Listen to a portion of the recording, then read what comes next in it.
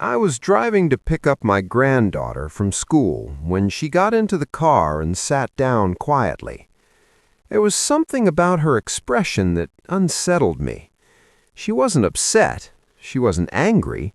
She just looked hollow, as if the spark inside her had dimmed. She's 15. I asked how her day went. She shrugged. I asked if anything had gone wrong. She shook her head. Then the silence stretched on, and finally she said something that's been echoing in my mind ever since. "Grandpa," she said, "do you ever feel like nothing you do really matters?" My name is George. I'm 87 years old. I've lived through wars, economic crashes, losses that reshaped me, and mistakes that still visit me in quiet moments. And that simple question from my granddaughter hit me harder than anything I've faced in years. Because the truth is, I've asked myself that same question many times. The only difference is this.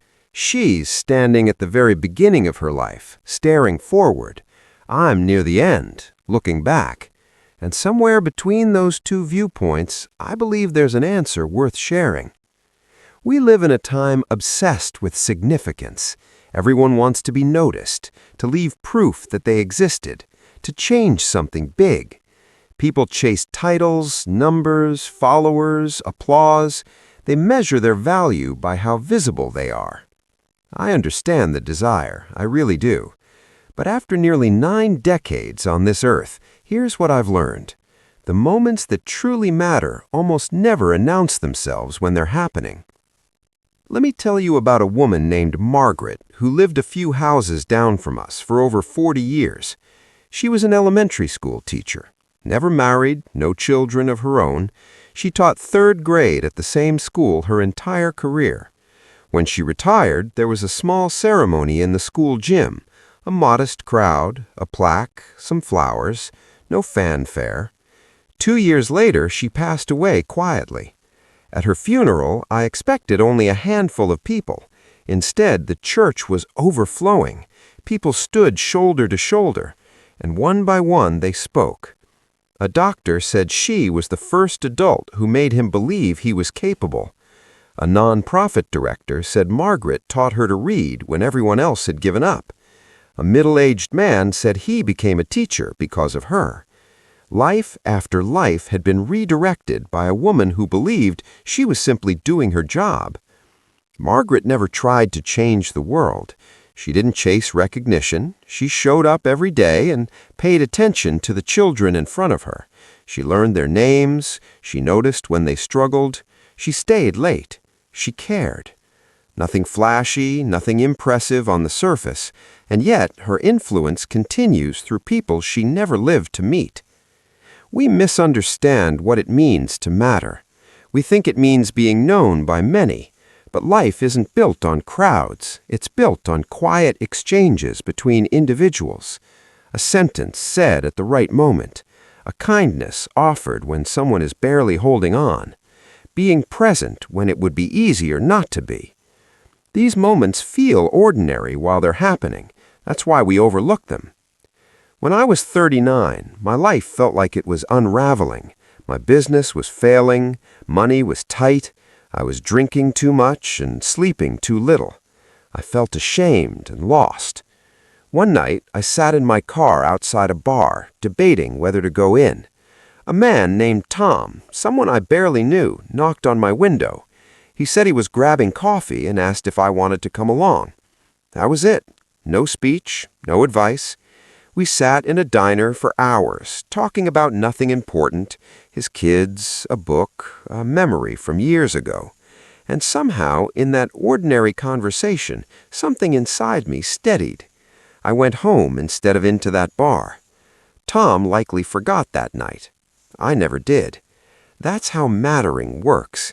It doesn't arrive with drama or recognition. You'll never receive a message telling you that something small you did altered someone's path. Most of the time, you'll never know. My wife, Eleanor, used to write letters, real ones. She wrote to our children, old friends, neighbors. I teased her about it, told her phones existed now. She just smiled and kept writing. After she passed away, I found boxes of letters sent back to her. Nearly all of them mentioned how much her words had meant, how people saved them, reread them during hard seasons. She wasn't trying to leave a legacy, she was simply reaching out, and that mattered more than she ever realized. Here's what I wish I had learned earlier in life. Your life doesn't need to be extraordinary to be meaningful. In fact, the pressure to be exceptional often does more harm than good.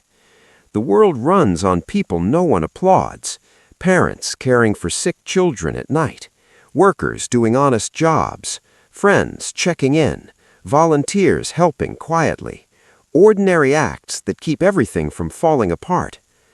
If you want to know whether you matter, don't look at numbers or recognition. Look at the people right in front of you. Are you present? Are you kind when you don't have to be? Do you listen? Do you keep your word? Those choices won't bring fame, but they determine whether your life truly counted. When my grandson was afraid of water, I spent weeks standing beside him at the shallow end of the pool. No pushing, no pressure, just patience. By summer's end, he was swimming.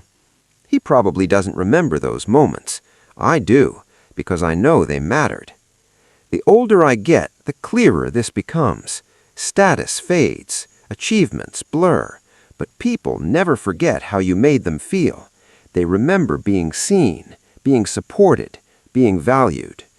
Last week, I spoke with a tired cashier who was caring for her sick mother while working double shifts. We talked for just a few minutes. I told her she was doing an honorable thing.